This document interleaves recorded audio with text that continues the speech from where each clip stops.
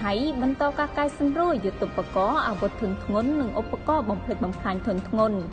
នៅរុស្ស៊ីថ្ងៃទី31ខែតុលាឆ្នាំ2025នេះនៅច្រកព្រំដែនអូស្មាច់ខេត្តឧត្តរមានជ័យយុទ្ធភូមិភាគ4កម្ពុជានិងកងទ័ពភូមិភាគទី2ថៃបានរៀបចំកិច្ចប្រជុំពិសេសនៃគណៈកម្មាធិការព្រំដែនយុទ្ធភូមិភាគកម្ពុជាថៃ ORBC សម្រាប់ពិភាក្សាលើការកែសម្រួលអាវុធនិងយុទ្ធឧបករណ៍បំផ្លិចបំផ្លាញធុនធ្ងន់បន្ទាប់ពីកិច្ចប្រជុំពិសេសក្រុមលេខាធិការដ្ឋាននៃគណៈកម្មាធិការព្រំដែនថ្នាក់យុទ្ធភូមិភាគកម្ពុជាថៃ ORBC កាលពីព្រឹកមិញនេះសហប្រធានដឹកនាំកិច្ចប្រជុំដោយឧត្តមស្នេហ៍ឯកពៅហេងមេបញ្ជាការយុទ្ធភូមិភាគទី4កម្ពុជានិងឧត្តមស្នេហ៍តូវីរយុទ្ធរៈស៊ីងមេបញ្ជាការកងទ័ពភូមិភាគទី2ថៃដោយមានការចូលរួមពីក្រុមអ្នកសង្កេតការណ៍អាស៊ាន AOT ប្រចាំនៅប្រទេសកម្ពុជា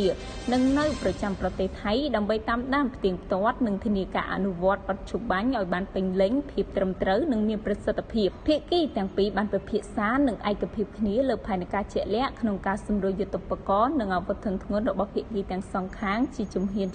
និងតាមដំណាក់កាលនៅក្រោមការសង្កេតការណ៍ផ្ទៀងផ្ទាត់របស់ AOT សម្ដៅរួមគ្នាកាត់បន្ថយភាពតានតឹងផ្នែកយោធាកិច្ចប្រជុំនេះត្រូវបានបញ្ចប់នៅវេលាម៉ោង 15:47 នាទីជាលទ្ធផលភាគីទាំងពីរបានព្រមព្រៀងនិងចុះហត្ថលេខាលើកំណត់ហេតុរួមស្តីពីការកែសម្រួលយុទ្ធឧបករណ៍អាវុធធុនធ្ងន់និងឧបករណ៍បំផ្លិចបំផ្លាញធុនធ្ងន់